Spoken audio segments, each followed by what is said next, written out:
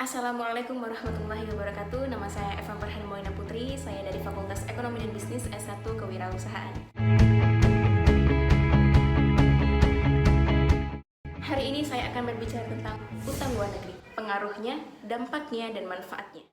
Apa itu utang luar negeri? Utang luar negeri adalah pinjaman dari negara lain di mana suatu negara menerima devisa dalam bentuk barang ataupun jasa yang akan dikembalikan dengan persyaratan tertentu. Aspek makro.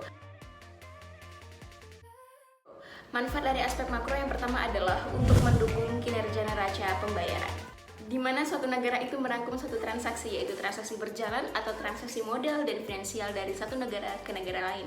Yang kedua adalah untuk mendukung kesinambungan fiskal. Dalam kondisi menjaga kesinambungan fiskal ini, akan terciptanya struktur APBN yang dapat berfungsi sebagai stabilisator perekonomian untuk menjaga keseimbangan makro, seperti jumlah pengangguran, inflasi, dan juga pertumbuhan ekonomi. Di mana dalam utang pemerintah, resiko yang dapat terjadi antara lain adalah nilai tukar, default atau gagal bayar, dan jangka waktu jatuh tempo.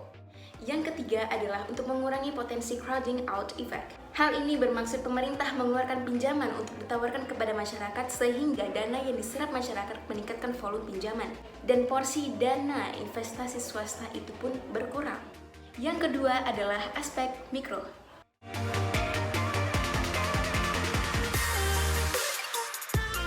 Manfaat pertama dari aspek mikro adalah menambah kapasitas. Hal ini dapat diperoleh dari penerapan international best practice dan technology transfer of knowledge yang diharapkan untuk bisa menerima peningkatan kapasitas implementasi suatu negara. Yang kedua adalah untuk pengembangan modal proyek suatu bangunan.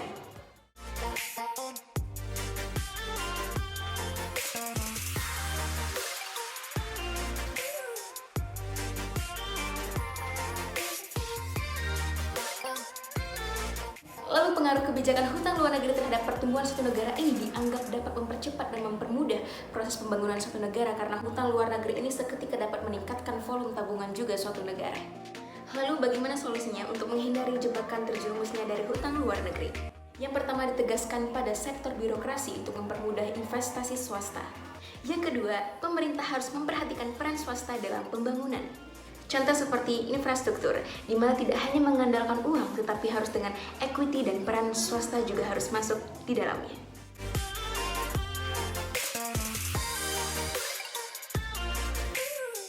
Yang ketiga adalah tidak boros belanja. Pemerintah harus tetap awas dan memberikan pantauan terhadap potensi aktivitas pertumbuhan ekonomi suatu negara terhadap belanja negara supaya dirinya digunakan untuk sektor-sektor yang benar-benar membutuhkan.